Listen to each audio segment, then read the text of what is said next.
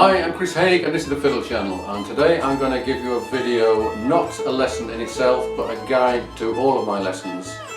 I've done a couple of these already. I did one for jazz and one for Irish, and people have found it very useful because I've released my videos in no particular order, no particular level, and what this lesson is supposed to do, what I'm going to do today is to show you what is available on my channel and what is a possible route, what are the easiest things to start with and what you have to develop on from there. So I'm going to list most of the videos that are available, and if you look in the description below you'll see links to all of these videos. First thing to say is, what is bluegrass and do you really want to do it? Because bluegrass is not easy.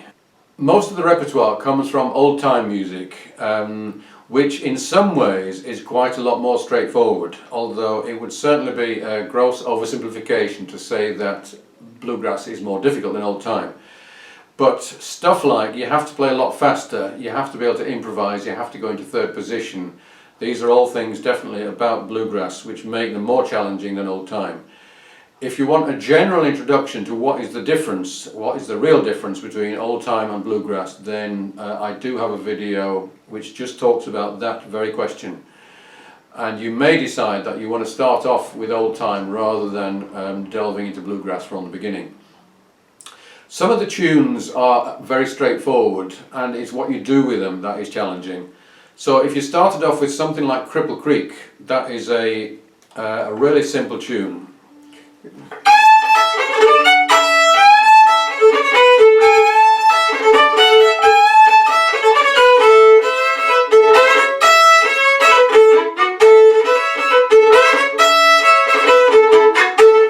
So that is kind of the old time version of that tune. So that very video, you could say it goes from easy to advanced, because the melody itself is very straightforward, but the stuff that you apply to it can be quite a lot harder. So other straightforward melodies, stuff like 9-Pound Hammer, Wayfaring Stranger, which is a much slower one, Arkansas Traveller, Billy in the Lowground, and the Red-Haired Boy. Billy in the Lowground is one where I have kind of simplified the melody down to its real skeleton. And quite often, because there are so many versions of bluegrass melodies, it's good to have an oversimplified version to work on to start with. If you're looking at some slightly harder tunes, stuff like June Apple, Cherokee Shuffle, where we look at soloing with major and minor blues scales, I'll Fly Away, where we use the Georgia Shuffle, Soldier's Joy with some ideas for bowing. Back Up and Push is quite a lot harder because it uses a double shuffle, which I'll come to in a minute. Kitchen Girl, a nice modal tune. Lost Indian and the Clinch Mountain Backstop, another minor modal tune. So really all of those tunes are kind of shared with the old time repertoire, but there are some specifically bluegrass tunes that I've done, such as Gold Rush, written by Bill Monroe and Byron Berline, Jerusalem Ridge, written by Bill Monroe, Dueling Banjos, of course, that everyone knows, Foggy Mountain Breakdown. The latter two are often, well, certainly Dueling Banjos, you often won't hear bluegrass players playing it because it's overplayed. Foggy Mountain Breakdown is much loved by banjo players and much hated by fiddle players because they just play it far too fast. Much slower are the waltzes, and we've got stuff like Tennessee Waltz, which is a very easy basic melody. Kentucky Waltz, pretty similar. Roxana Waltz is quite hard. Lonesome Moonlight Waltz and Wednesday Night Waltz are all great ones, and all of these can be played with loads of double stops and are very fancy tunes. So some of them are easy melodies, but all of them, when you come to play them with all the double stops, it can be really challenging. You've got some songs like Devil Went Down to Georgia, which is not, strictly speaking, bluegrass, but I think all bluegrass players either know it or want to know it. Rocky Top, Sitting on Top of the World, Cotton Eye Joe, Will the Circle Be Unbroken, Blue Moon of Kentucky, and Big Spike Hammer. These are all more songs than they are melodies, although quite often you can do them either as one or the other. But something like Big Spike Hammer doesn't really work without the vocals. I've mentioned shuffles already, and we've got, I've done 3 videos about the different shuffles. So we've got the Nashville Shuffle, so that's the simplest of the shuffles. The Georgia Shuffle, which is my favourite shuffle and I use an awful lot. And we've got the Double Shuffle,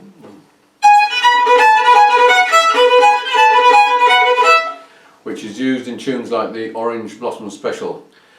And it's really quite hard to get that when you're first starting, but once you've got it, it's a real showstopper and a relatively easy way to impress people once you've learnt it. I mentioned that the bluegrass is different from old time in that you need to do solos, and one simple approach to soloing is to learn bluegrass licks. And I've done a couple of videos just on licks. So we've got 20 bluegrass fiddle licks in A using Rolling My Sweet Baby's Arms, which is one of my most popular videos. We've got in G, Man of Constant Sorrow, 20 bluegrass licks. And then you also definitely have to master the blues scales. So first of all, we've got a video called the Pentatonic Scale in Fiddle Improvisation. So the pentatonic scale, something like that, and that's a very versatile scale which you can use not only in bluegrass but lots of other improvising styles as well. Then you've got the major blues scale where you add the flattened third, and you've got the minor blues scale, which is the minor pentatonic with a flattened fifth. So there's videos on all of those. Then we've got other techniques that you need to look at. Drones on the fiddle is a very fundamental thing. That is when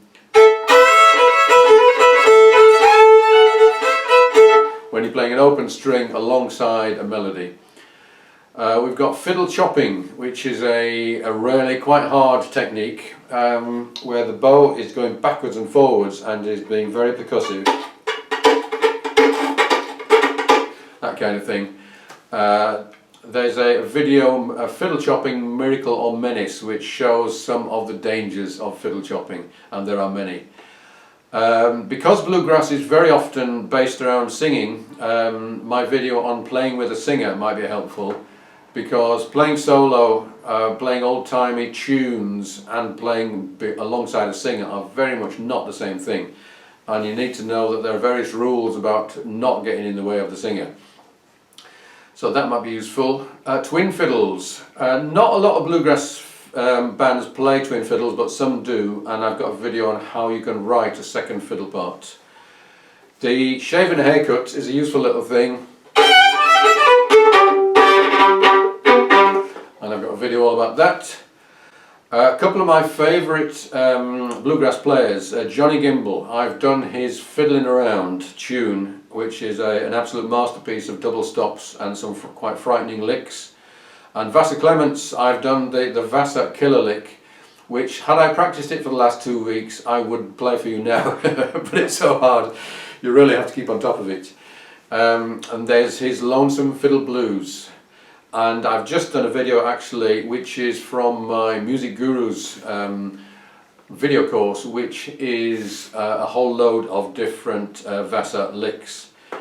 So that's a lot of stuff to look at. There's my book by Shot, Exploring Country and Bluegrass Fiddle, which you can see over my shoulder, and that was released about a year ago, and just released is the Music Gurus course based on that, and I think there's over 30 lessons on that based on the book, and you can get a discount on that by joining me on Patreon.